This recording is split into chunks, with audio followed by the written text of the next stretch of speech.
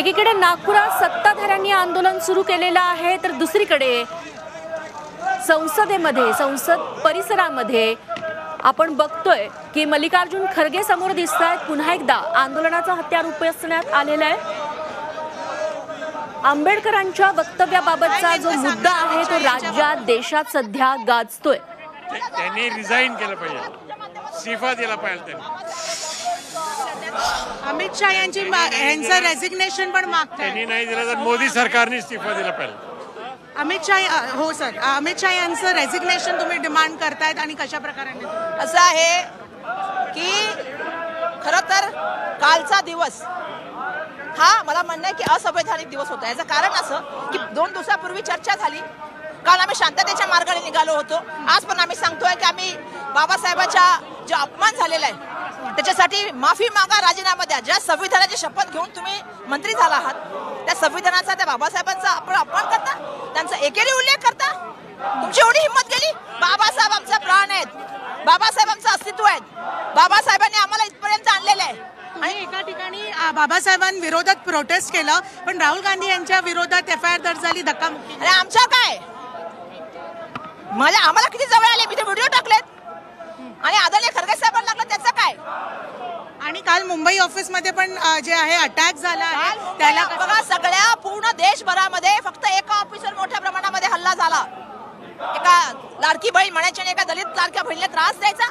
जेव्हा तुमच्याकडचे मुद्दे खतम होतात तेव्हा तुम्ही मुद्द्यावर येता। काय चाललंय? कोणाचं राज्य आहे? कायद्याचं राज्य आहे का कोणाचं राज्य आहे? काल शेवटचा दिवस, आज शेवटचा दिवस आहे, पण काल ज्या प्रकारे धक्कामुक्की झाली म्हणून प्रोटेस्ट मक्करद्वार कडे अलाव केलं गेलं नाही आणि म्हणून आता हा मार्च आहे तुमचं विजय। अजून एक पाऊल आहे पुढे ते की आम्हाला बाहेर पण आंदोलन करू द्यायचं नाही, आम्हाला आतमध्ये पण बोलू द्यायचं नाही। पण आम्ही संविधान मानणारी मंडळी आहे, कायदे मानणारी मंडळी आहे, ती लोक आहेत का? हा महत्वाचा प्रश्न आहे। खरं तर मला तर सांगायचं मुख्यमंत्र्यांना पण आणि देशाच्या पंतप्रधानांना पण, आज महाराष्ट्रामध्ये परिस्थिती बघाल ना, त्यांचेच आमदार त्या ठिकाणी आहेत ते रडतायत की आम्हाला न्याय द्या, बीडमध्ये न्याय द्या, परभणीमध्ये न्याय द्या। त्या आम्हाला काय न्याय देणार? लॉ अँड ऑर्डर सिच्युएशन राज्यात बिघडली आहे का? खाते वाटप याला घेऊन पण एक प्रश्न आहे। लॉ अँड ऑर्डर बिघडलेली आहे, काही करू शकत नाही। आणि आज ज्या तऱ्हेने आम्हाला काल संसदेमध्ये वागणूक दिली चुकीची, आम्ही काल पण अशाच लाईनीने चाललेलो शांततेच्या मार्गाने। हे चुकीचं चाललेलं आहे, सगळं जे चाललंय ते चुकीचं चाललंय। शांततेच्या मार्गाने प्रोटेस्ट करत असून ज्या प्रकाराने धक्कामुक्की झाली ती खूप चुकीची होती, असं इंडिया आघाडीचे जे खासदार आहेत, जे तुम्हाला एक मी दाखवते, हे विजय चौक आहे तुमच्या समोर आणि विजय चौकवरून ते पार्लमेंट म्हणजे संसदपर्यंत जे आहे ते मार्च करता आहेत। हा मार्च 2-3 गोष्टींना घेऊन त्यांच्या मागण्या आहेत। पहिले म्हणजे अमित शाह यांचं जो वक्तव्य होतं डॉक्टर बाबासाहेब आंबेडकरांना घेऊन, ते कुठे ना कुठे चुकीचं होतं, त्याची माफी मागावी, बरोबरच त्यांचं रेजिग्नेशन व्हावं। आणि एक ॲड म्हणजे काल ज्या प्रकाराने राहुल गांधी यांच्या विरोधात एक FIR जी दाखल झाली आहे, त्या सगळ्या गोष्टींना घेऊन इंडिया ब्लॉकचा हा मार्च विजय चौक ते संसदेपर्यंत आज ते करतायत। शेवटचा दिवस आहे, क्लायमॅक्स दिवस हिवाळी अधिवेशनचा, आणि त्यात हे दृश्य तुम्हाला विजय चौकून दिसून येत आहेत। दिल्लीहून व्हिडिओ जर्नलिस्ट महबूब बरोबर मी उर्वशी खोना, झी मीडियासाठी।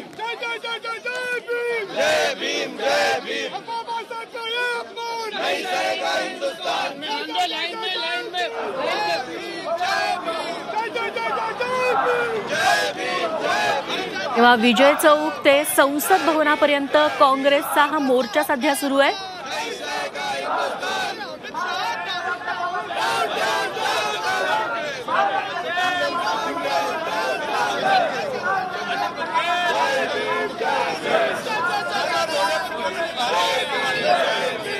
खासदार प्रियंका गांधी यांच्यासह काँग्रेसचे सगळे खासदार या निषेध आंदोलनात, निषेध मोर्चात सहभागी झालेले आहेत। दुसरीकडे काँग्रेस विरोधात नागपुरात सत्ताधाऱ्यांनी आंदोलन सुरू केलेलं आहे।